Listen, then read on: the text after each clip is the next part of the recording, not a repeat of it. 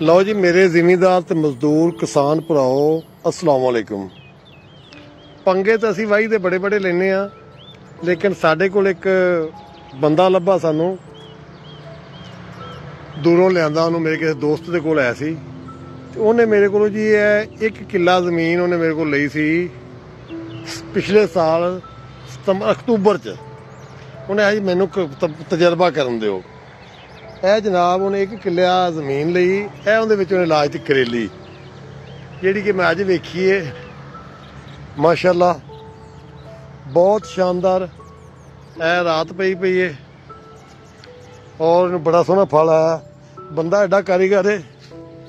यह वेखो ना जी फल लग्या बहुत, और डेली वेच के आउंदा।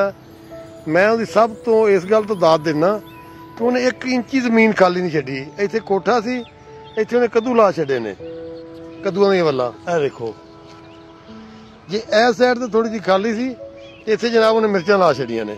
यह मिर्चां वेखो माशाअल्लाह रहियां। यह फिर टमाटर जिहड़ा उन्हें लाया जी, टमाटर लाया वेल वाला, बड़ा जबरदस्त है। यह वल्लां नूं कोई बीमारी पई पिछे गर्मी की वजह तो ते थोड़ियां जी खुश्क होईयां। उस 1 किले दे विच जनाब उन्हें तजर्बे कीते ने। यह वेखो यह टमाटर जनाब, पिछे तो टमाटर का रेट बिल्कुल नहीं सी, लेकिन हुण माशाअल्लाह टमाटर का रेट भी ठीक है। वो सवेरे जिवें कहंदे ना वो चाह पानी चल जाता है। यह जिहड़ा वेल वाला टमाटर है ये भी टर्निंग फार्मिंग से लगा होया। इनू जदों नवंबर च लाया सी, थल्ले दे छापर विछा के उत्ते छापर लाया सी, फिर उन्हें जनाब कुछ जगह खाली नहीं छड्डी। यह टमाटर है, टमाटर के नाल जनाब उस साइड ते करेली लगी है, जी साइडों से थोड़ी जगह बची है उत्थे उस बंदे ने कद्दू लाया। आ वेखो, और यह वेखो घिया तोरी, करेली और घिया तोरी। इहदा मकसद है भी कोई दिन साडा ऐसा नहीं जाता। वो मैं भी पुछदा सी कि मुंडे खर्चा खुर्चा अजकल घट ही मंगते हैं।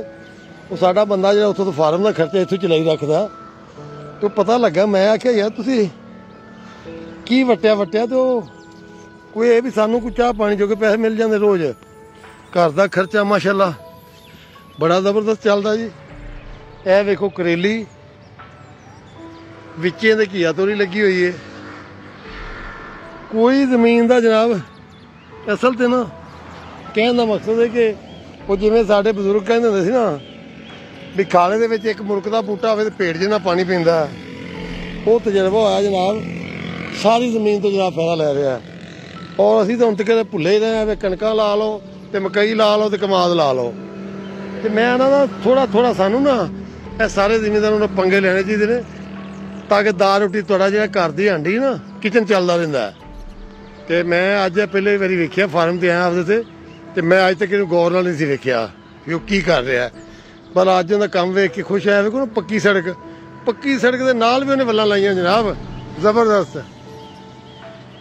तो सारे जिमीदारों में दरखास्त है कि अपने आप को थोड़ा चेंज करो, टर्निंग फार्मिंग वाले आइए, क्योंकि सब्जी ऐसी चीज़ हर बंदे ने खानी है।